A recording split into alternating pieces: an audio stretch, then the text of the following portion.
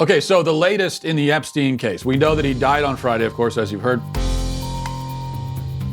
Just hours after thousands of pages of his case files were released to the public, files that implicate some of the most powerful and richest people on earth, including apparently Prince Andrew, I should say, Andrews.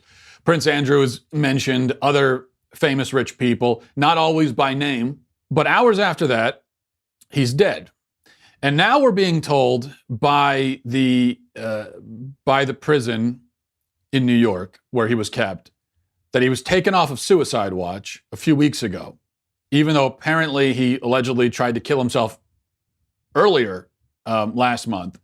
He was on suicide watch. They took him off of it. And now we're told that there's no video of the alleged suicide, conveniently, because the camera wasn't trained into his cell.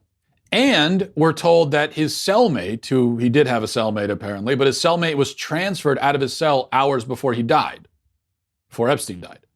And we're told that prison guards were supposed to check on Epstein every 20 minutes, but they hadn't checked on him for several hours leading up to his death. There's a lot of coincidences going on here. We've got the release of the documents. He's taken off a suicide watch inexplicably. Cellmate is transferred out. They don't check on him. And now he's dead.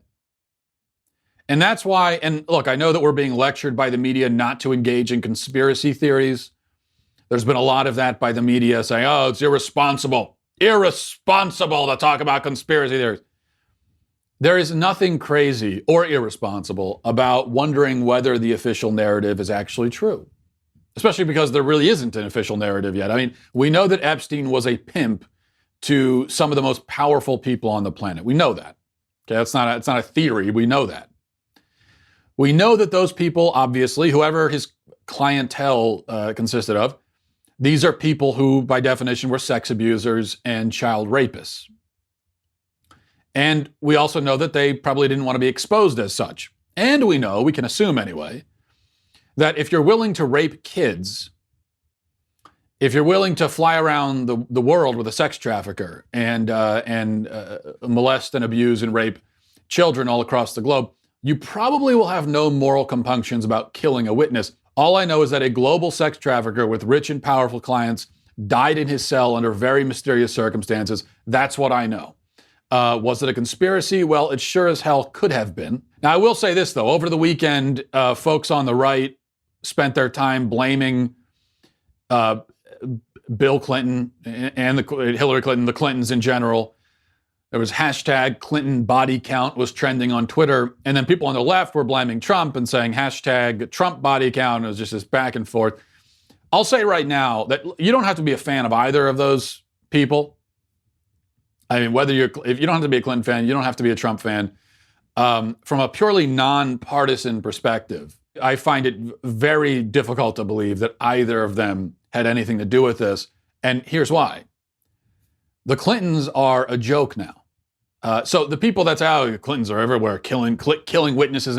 You almost give them too much credit. I'm not saying that they wouldn't do that if they had the chance, but these are totally morally bankrupt individuals, of course. But you are giving them way more power than they actually have. The Clintons, right? The Clinton machine basically doesn't exist anymore. It's defunct. They don't have a lot of power. I mean, who's going to listen to Bill Clinton? If Bill Clinton comes along and says, yeah, you need to kill this guy, why should I do that? What are you going to do? What do you have over me? So I don't think Clinton has that kind of power. And Trump, again, if you're a Trump fan, you're going to say, he would never do that. But even if you're not a Trump fan, Trump hardly has control over his own White House. He can't stop the leaks and everything coming from his own White House. So do you think he'd be able to arrange something like this? No. If this was some kind of conspiracy, if this was a hit carried out on a famous inmate in federal prison, if it was, could have been, we don't know. The person responsible is probably a very, very, very wealthy and very, very powerful person. And it could quite likely be someone who's so rich and powerful that you don't even know their name. The other possibility. This is according to the most boring possibility law or theorem, whatever you want to call it, which is a law that I just made up. And this law states that the answer to every mystery is always the most boring possible answer. And the most boring, mundane possibility here is that he really killed himself, and he was unable to do it by government incompetence. Murder is a very real possibility, but I think the most likely explanation is that plain old government incompetence is to blame. That's the most likely explanation.